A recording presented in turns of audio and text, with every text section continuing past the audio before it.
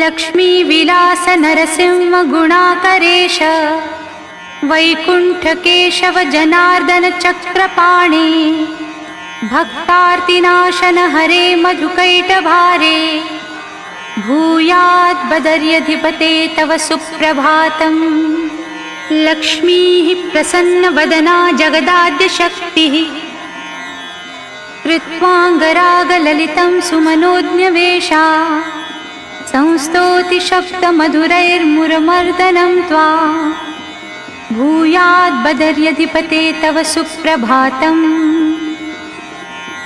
ब्रह्मा महेश गुरुकाव्य सरस्वती च सम्प्राप्य तुङ्गहिमशृङ्गमये प्रदेशे संसेवयन्ति पदाम्बुजयुग्मकं ते भूयात् बदर्यधिपते तव सुप्रभातम्।